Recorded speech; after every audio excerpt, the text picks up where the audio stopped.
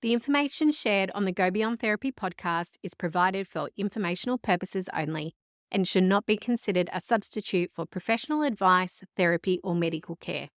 While we aim to share helpful strategies and insights, it's important to remember that every child and family is unique. While we encourage listeners to consult with qualified professionals who can provide personal guidance based on their specific circumstances, any strategies or approaches discussed are general suggestions and may not be suitable for everyone.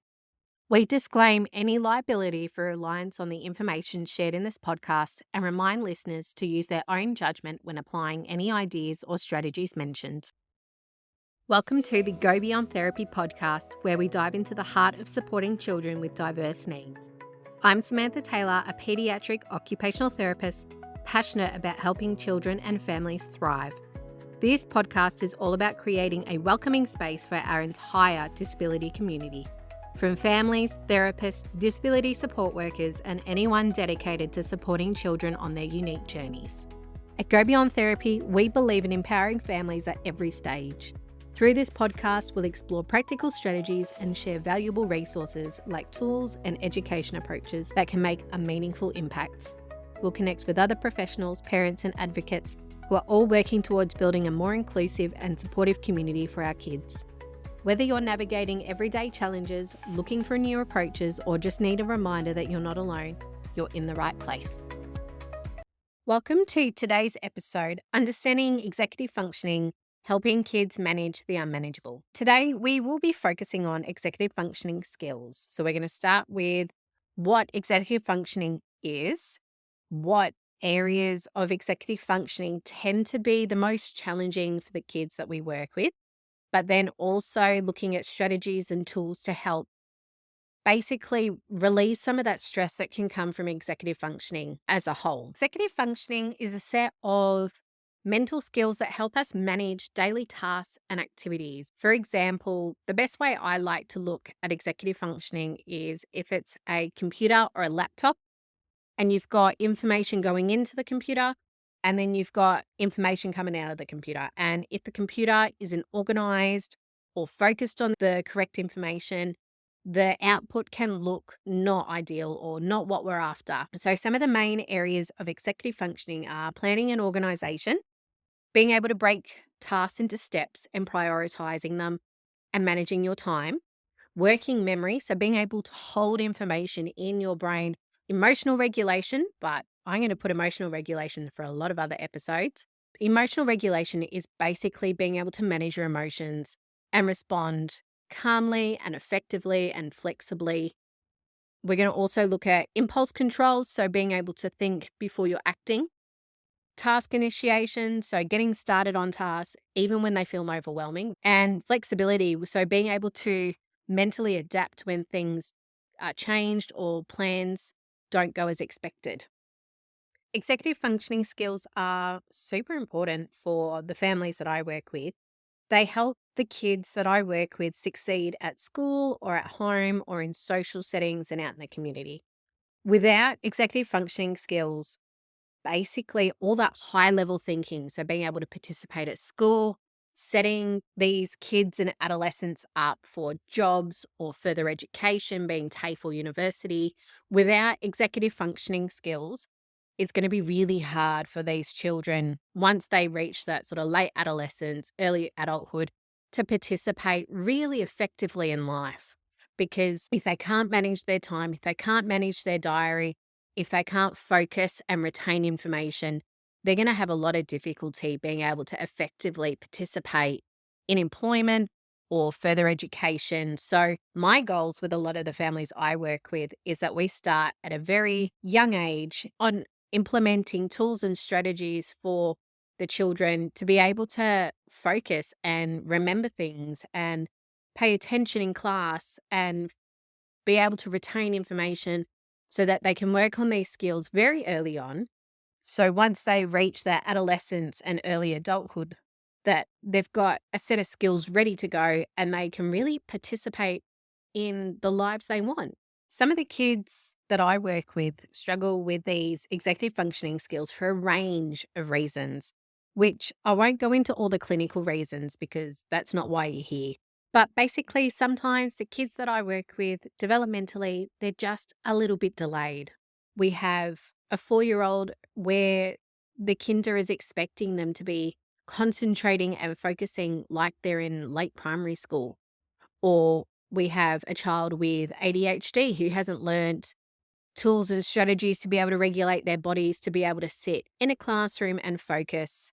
As a parent with a child with additional needs or who's neurodivergent, you will know if your child has difficulty with executive functioning skills. You'll notice that they can't sit still in meal times or that they have a lot of difficulty remembering to pack their drink bottle at the end of the day of school, or their teacher or their kinder teacher or childhood educator has provided some feedback on how they're going in these different settings. So now we're going to dive into some specific examples that hopefully resonate with you if you think that your child or the child you're working with has some executive functioning difficulties. If we think about the school environment, they have difficulty starting tasks like assignments or homework, even when they know the material. So they sit there and they procrastinate over the assignment or the homework and they just have difficulty getting started. It feels like you're pulling teeth sometimes. They have difficulty following multi step instructions and often complete only one part of the task that you've actually asked them to do. So, for example, some of the kids I work with, they have difficulties following 2 or even 3 step instructions where you might go, all right, child, we need to go grab our pencil case. We need to grab the worksheet from across the room, and then we need to come and sit down on the floor. And they might remember to grab the pencil case, and that's it. So, part of what I do with the families I work with is we work as a collaboration with the school to prompt the teacher or the integration aide or whoever's working with the child specifically that maybe asking them to do 3 things at once or 2 things at once is just too much information for them at this particular point in time. And you'll need to either verbally prompt multiple times throughout the task or be able to write instructions on the board in the same place at the same time so that as the child is learning these new routines, they actually have a point that they can refer back to in terms of the information that they can remember. And they're not having to feel embarrassed or ashamed that they can't actually remember what they should be doing or what's been asked of them, and that they can actually focus on being more independent and more efficient with their time. One of the other things that is a sign of executive functioning challenges is that they forget everything. But for a child at school, forgetting to bring things to class or forgetting to take things home at the end of the day, even with reminders, so even that there's something there for you to remember, but you just can't. For the kids that I support, it's just those small things that sometimes can make a really big difference in the overall mood and their outlook on the day. So if that means you buy 2 hats for school and you have one hat that's the emergency hat for the days that they forget the hat in the playground or they lose it momentarily, if that's having 2 or 3 water bottles so that you're not so reliant on one, and you can then start to reduce some of that shame and stress that can happen with these kids when they do forget their drink bottle and they really don't mean to. So if we look at the home, we might have some resistance transitioning between activities. One of the biggest areas of challenge that I have with a lot of my families is stopping screen time to transition onto something else. If it's screen time to bed or screen time to dinner or screen time to go to school. Screens are a really big difficulty when we're looking at transitions. I'm going to hold the discussion around technology and screens there because I'll dedicate an entire episode where we talk through technology and screens and how to best support you and your family. Executive functioning skills are like muscles. They can grow and they can improve with practice and support. And with the right tools and strategies, kids can build on these and learn to manage these challenges. They are not traits, they're just skills. They may not be better at actually remembering, but they will have the tools to help compensate for the difficulties that they have remembering. I hope that makes sense. But a lot of these strategies, they take a lot of time and a lot of practice and a lot of encouragement and reinforcement. So if they don't work on the first go, don't just throw it in the bin. Give it time to actually take effect and to trial and to renegotiate. All right, here we go. Here are some strategies which, for those families who are very experienced and further along in their disability journey, a lot of these will be ones that you've already heard about or you've trialed yourself. In saying that, though, sometimes strategies that you may have trialed a few years ago or 6 months ago that didn't quite stick then, they may stick now because with a bit of maturity and the child further along in their development, things change, strategies change, regulation changes, hormones change, the weather changes. Don't just dismiss that something that didn't work then, it doesn't mean it might not work now. So you might want to relook and trial them again. I once had a family who we were looking at some fidgets to help their child regulate in the classroom. And I was discussing this with one of the parents, and the parent told me that they trialed that 3 years ago and the child would have been 2 and it didn't work. So there's no point trialing it again. I explained to the family that, well, just because when the child was 2, the fidgets didn't work as such then, maybe we might need to trial it again now. And especially as fidgets have become more popular and there's less of that sort of stigma around adaptive things in the classroom. I said, it might work now. And what if we get the child to have a look at the different fidgets that we could use and have them have a look and them choose the fidgets that best suit them? Anyway, long story short, the fidgets worked a treat. The child was able to regulate better in the classroom and stay focused. So it was a win-win. But I've got so many examples of things that families had tried ages ago that didn't sit well. And we tried them again 6, 12, 24 months, years later, and it now works. So the first strategy I want to bring up is visual schedules and checklists. These are fabulous. If it works for your family or the child that you have, they work really well. So visual checklists and aids and those sorts of things help reduce the overwhelm and provide a really clear step-by-step guide for our task.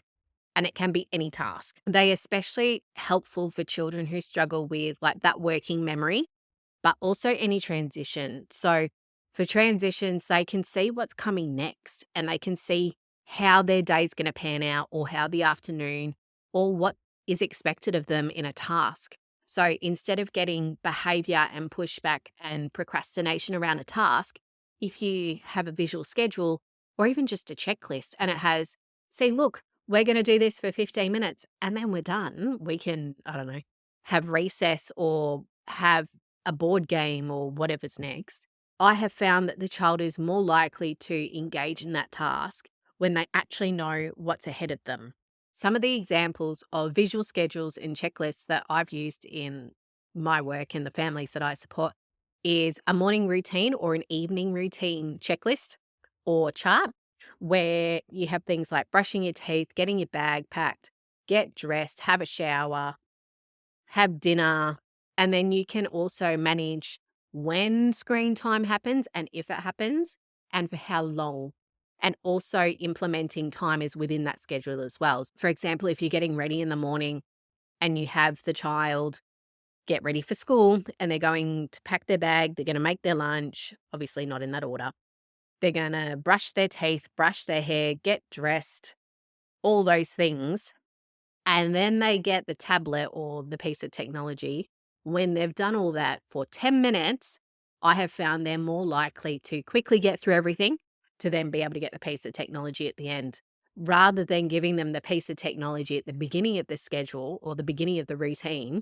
It's a lot harder to transition them out of that to then do the things that they don't want to do. So anyway, that's a side note. You can use a weekly calendar, which for even us adults is always an important thing to know what you've got up in the week. So to be able to map out school, therapy sessions, fun activities, sporting groups, grandma's 80th birthday, whatever it is, just so the child has an idea of what's to come within their week and they're not just surprised. Being able to turn a really big task into a checklist is fantastic. So being able to pack for school comes pack lunch, pack your drink bottle, grab your homework. Oh, we have sport today, so pack your PE clothes. Just those sorts of things. So that will work well. Also, as a bonus tip, if you involve the child into the development of the visual schedule or the checklist, they're a lot more likely to use it once they've developed it.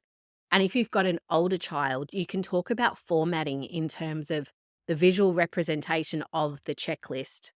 If the text is too big or too small, or if they want a checkbox to be able to physically tick it off, or if they would prefer to cross it out to get more of that satisfaction.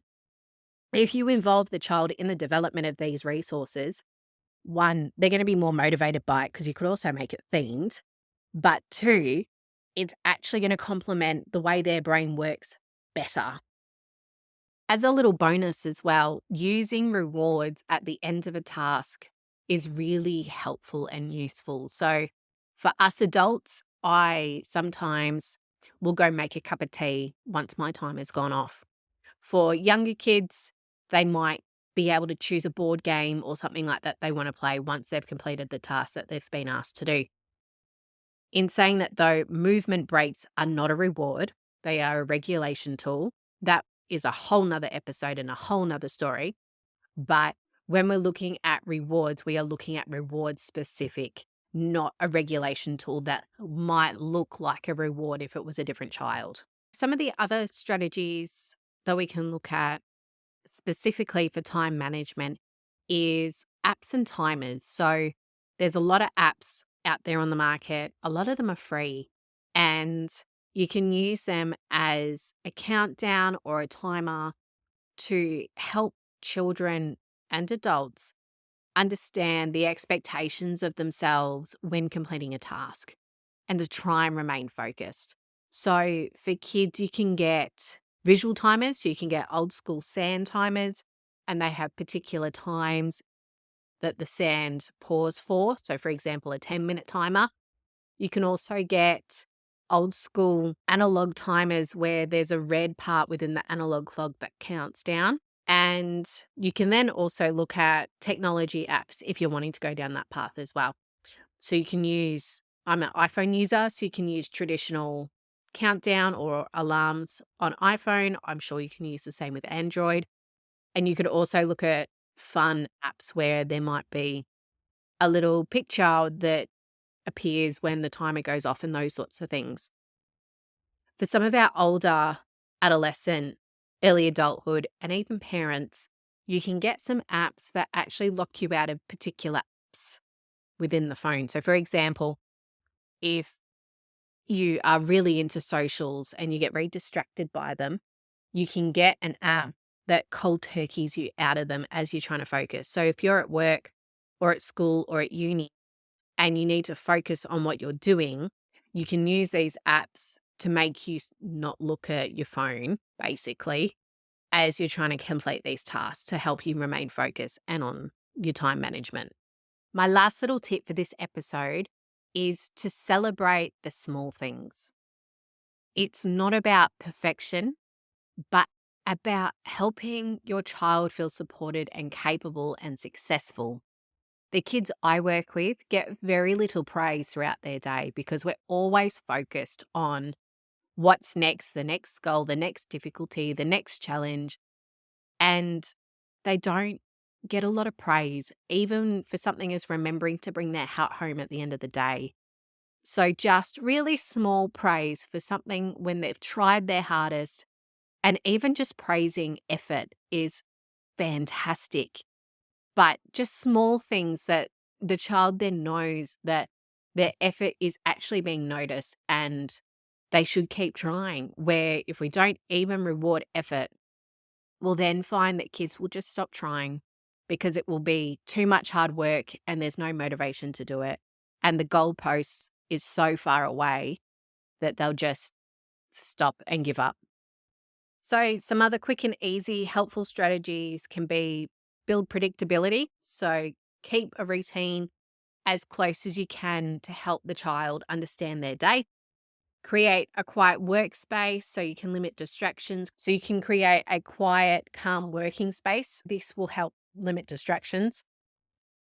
Distractions are really hard to come up with tools for because a lot of it is just attention. So if you can come up with a area where it's less distracting to do tasks, and at school, ask the teacher to be really mindful of the placement of your child in the classroom.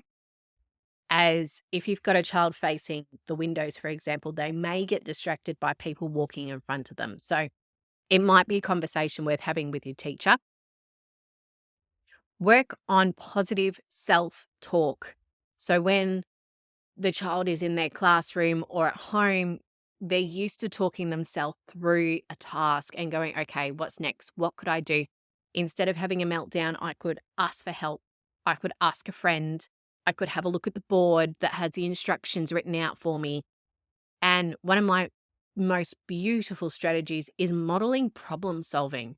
So I do this all the time in my sessions and in the groups that I run. I will be in a group and I will forget to do something and I'll go, oh, I'm going to put it on my to-do list or my shopping list. And the kids that I support will actually say, Sam, you need to put that on your to-do list to remember for next week.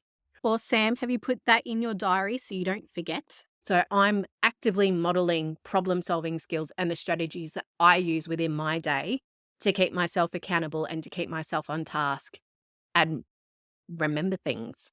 Thank you for joining me today on the Go Beyond Therapy podcast. We have just finished discussing executive functioning. Well, that's it for today. Thank you for spending some time with me. I know life can be full on and I appreciate you being here. If today's episode has resonated with you, I'd love for you to share it with someone who might need to hear it too. And if you want to keep the conversation going, you can find me over at our socials or on our website. Remember, you're doing an incredible job and you're not alone in this journey. Until next time, take care and be kind to yourself.